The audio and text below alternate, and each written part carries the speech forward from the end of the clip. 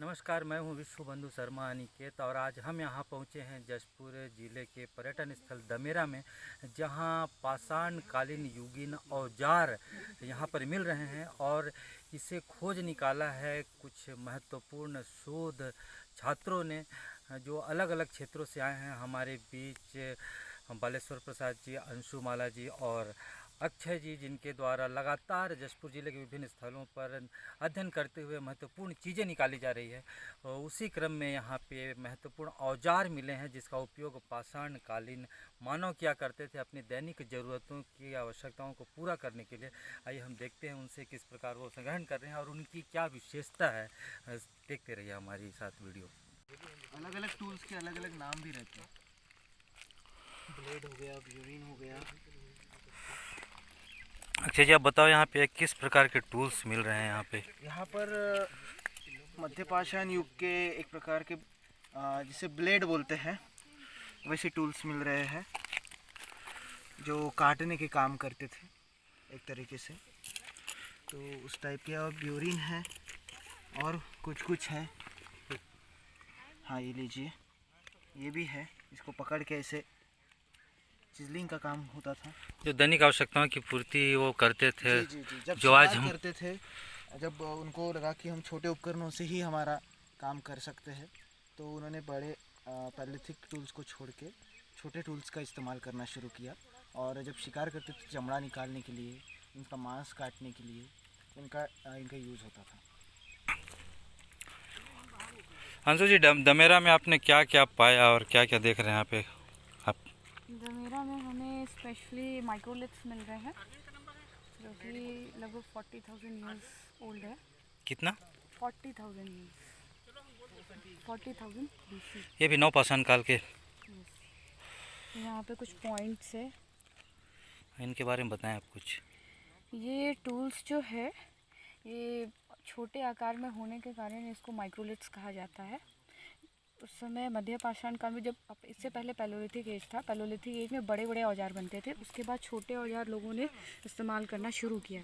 पहले बड़े औजार हुआ करते थे, उसके बाद ये छोटे औजार। उसके बाद ये छोटे औजार, उसके बाद आया पॉलिश्ड, जिसको हम लोग बोलते हैं न्यूलिथिक एज। इनका किस रूप में उपयोग किया जाता रहा होगा? ये बेसिकली शिकार के लिए लोग यूज़ करते थे। उसको एक लंबी सी डंडी लेकर उसमें उसको फिक्स करते थे साइड से लेकर, और फिर उससे शिकार करते थे। दूर से ही उसको ऐसे फेंक के मारते थे तो वो जानवर का बॉडी को चीरता हुआ चला जाता था। इसका सिर्फ खाली वही यूज़ नहीं है, स्क्रैपर हुआ करता था। स्क्रैपर जैसे स्किन निकालने का काम आता था, वो सारी चीज़ें इनके इस औजार के द्वारा होता है। तो यहाँ पे आप देख सकते हैं अबंडेंट हम लोगों को मिल रहा है। ये कहा जा सकता है यहाँ पे एक टूल फैक्ट्री था जहाँ पे वो औजार बनाते थे और यहीं से फिर वो शिकार करने के लिए दूसरी जगह जाते थे। जो दमेरा का एक खास एरिया है उसको अपन टूल फैक्ट्री बोल सकते हैं क्या? नहीं, ऐसा यहाँ पे बहुत तायत में टूल से बहुत आयत में मिलता है, तो वो कहीं ना टूल कहीं ये फैक्ट्री केंद्र रहा था यह बिल्कुल, स्थान। बिल्कुल। इसके अतिरिक्त ये और कहाँ ये चीज़ें आपने देखी जशपुर ज़िले में? जशपुर जिले में पिलखी में मिला है, डुंगुल पहाड़ में, फिर आपका झरगांव में मिला आरा पहाड़, और आपको ये टूल्स ये तमता में मिला है, पत्थल गांव। जी अक्षय जी, कुछ खास बता रहे थे आप। जैसे कि मध्य पाषाण युग में, जैसे आप ये फ्लेक देख रहे हैं, इसका टुकड़ा देख रहे हैं, तो इस तरह का जो ये रहता है कि यहाँ से ऐसा यहाँ प्रेशर करके यहाँ से फ्लेक निकाला जाता था। ओह जी। तो उसी से ये छोटे छोटे माइक्रोलिथ, जिसको माइक्रोलिथ टूल्स बोलते हैं मध्य पाषाण युग के, तो वो बनते थे। हम लोग इन टूल्स को पहचानेंगे तो क्या चीज़ इसमें देखेंगे कि वो जो अलग करता है आज के पत्थरों और उस? सर, आज के पत्थरों में और पहले के पत्थरों में स्पष्ट दिखाई देता है सर, क्योंकि फ्लेक निकाले हुए दिखते हैं। यहाँ से ही देखिए, यहाँ से प्रेशर देख के निकाला जाता था और इधर से भी, तो समझ में आता है। जो हम उसका अध्ययन करते हैं तो आम पत्थरों में और जो आदिमानव ने बनाए हुए पत्थर है उनमें हमें विभिन्नता दिखाई पड़ती है। हम देख रहे हैं पाषाण कालीन युगीन औजार जो तत्कालीन समय में उपयोग किए जाते थे दैनिक आवश्यकताओं की पूर्ति के लिए। हमारे बीच फिर से एक बार शोध छात्र हैं बालेश्वर प्रसाद जी, अक्षय जी, अंशुमाला जी। आइए हम जानते हैं कि इन औजारों का क्या महत्व है। जी बताएं कि क्या खासियत देखते हैं इनमें और कैसे आपने पहचानी इनकी? ये मुख्यतः मध्य पाषाणकालीन औजार है और इसको लघु पाषाण उपकरण कहा जाता है, यानी कि माइक्रोलिथ्स कहा जाता है। मध्य पाषाण काल में चूँकि औजार कुछ छोटे बनने लगे थे, इससे पहले पूरा पाषाण काल में औजार बड़े बड़े बनते थे। मध्य पाषाण काल में औजार इसलिए छोटे बनने लगे कि फिर लोगों का जो सोच है वो विकसित होने लगा, क्योंकि वो बार बार एक ही तरह का औजार बना के फिर उनमें वो जो औजार बनाने की जो कला वो कौशल धीरे धीरे निखरती गई। लघु पाषाण का ये जो औजार है, इसको बनाने के पीछे ये उद्देश्य था कि ये औजार एक ही औजार से बहुत तरह के वो काम ले सकते थे, इसलिए इसको माइक्रोलिथ्स, इसके अलावा इसके विभिन्न प्रकार का यूज़ भी होता है, जैसे कि वो तीर के रूप में भी इसको ले सकते थे। बाद में मध्य पाषाण काल के उत्तर कालखंड में फिर लोग कृषि करना भी सीखने लगे, लेकिन इसका चरमोत्कर्ष आपको नवपाषाण काल में दिखता है। तो इससे एक हंसिया का रूप में भी, हंसिया का जो उत्पत्ति वो आपका उत्तर मध्य पाषाण काल से ही शुरू हुआ है। यानी कि इस पाषाण से तीर भी यूज करते थे, कोई घास की कटाई, यानी कि घास की कटाई भी करना शुरू करते थे। इवन आपका चीरने फाड़ने इसका भी उपयोग करते थे। यानी कि लघु पाषाण का जो उपयोग है और उस समय का जो पाषाण का यही महत्व है कि उस समय के लोग धीरे धीरे अपना कौशल को निखारते गए। बाद में आपका नवपाषाण काल में वो एक क्रांति के रूप लिया, लोग जंगलों से लेके एक अस्थायी रूप से बसने लगे। यही मध्य पाषाण काल का मुख्य उपयोग है। जशपुर ज़िले में ये चीज़ होगी, दमेरा में होगी, ये कैसे आपने पाया, भ्रमण करते हुए या फिर अध्ययन करते हुए? जी हाँ, ये मुख्यतः हमारा अन्वेषण का कार्य था।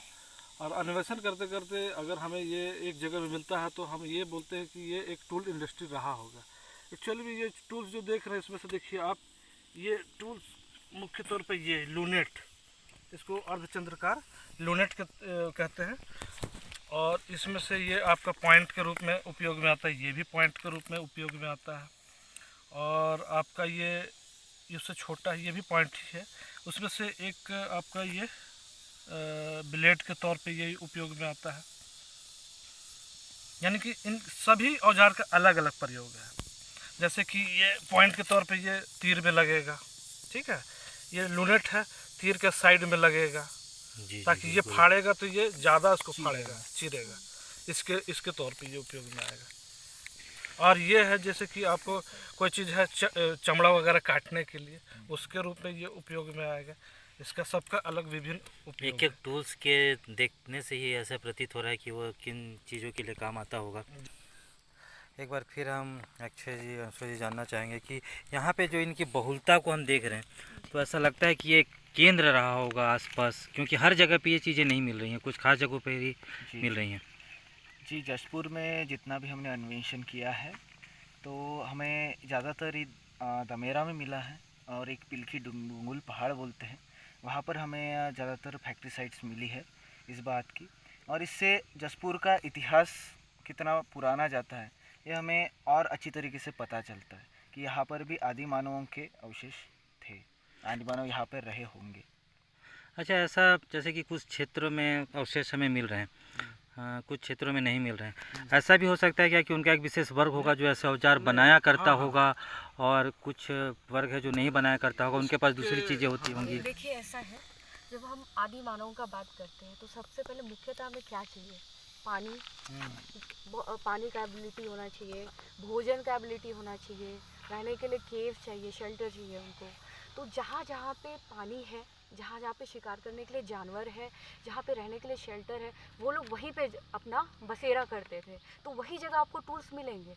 ऐसा नहीं है कि कोई एक ही वर्ग इसको बनाता होगा, ऐसा नहीं है। ये सब आदि मानव के टाइम का हर एक जो कबीला रहा होगा या लोग होंगे, वो जहाँ भी जाते थे तो अपने खाने पीने रहने का जगह वो देखते थे। जैसे आपका सराय टोली में है, वहाँ पे आप देखोगे बहुत बड़ा एक केव है, शेल्टर है, रहने के लिए जगह है। वहाँ पे आपको बहुत आयत में ऐसे छोटे छोटे माइक्रोलिथ्स मिलेंगे। दैट मीन्स कि वहाँ रिसाइड किए वो, और वहाँ पे औजार भी बनाए और शिकार भी किए। और पानी का भी एबिलिटी होना बहुत ज़रूरी है एक आदि मानव को रहने के लिए। बहुत ही अच्छी बात कही अंशु जी ने कि ऐसा नहीं है कि वहाँ पे कुछ विशेष वर्ग के द्वारा ये बनाया जाता होगा। उनके लिए जो अनुकूलन का जो सिद्धांत है, जहाँ उन्हें अपने रहने की आवास अनुकूल देखते होंगे। हम दमेरा देख रहे हैं कि चारों ओर से जंगलों से घिरा हुआ है, वहीं कई महत्वपूर्ण चट्टान, गुफाएं, यहाँ पे झरना है, नदी है, जिससे ऐसा लगता है कि यह जगह उन्हें अपने जीवन यापन के लिए अनुकूल लगा हो। इससे पहले देश देखा में भी हमने देखा और मनोरा विकासखंड के भी कई स्थानों पर देखा जो एक गुफानुमा आकार रहा है, जहाँ से वे टीले पे रह करके जो आदि मानव थे अपने आप को संरक्षित महसूस करते थे। और धीरे धीरे इन स्थानों से बहुत सारी चीज़ें निकल करके अब सामने आ रही है। निश्चित रूप से इसके लिए कलेक्टर नीलेश कुमार महादेव क्षीरसागर जी का यह प्रयास जशपुर के लिए ऐतिहासिक साबित हुआ है। इससे पहले यहाँ जशपुर का जो इतिहास था वह कुछ निश्चित डोम राजाओं तक ही सीमित रहा था, लेकिन इन अध्ययन के बाद से अब ऐसा लग रहा है कि जशपुर ज़िले का जो इतिहास है वह लाखों वर्ष पुराना है। इसी प्रकार की वीडियो हम लेकर के आते रहेंगे, बने रहिए हमारे साथ। बहुत बहुत धन्यवाद।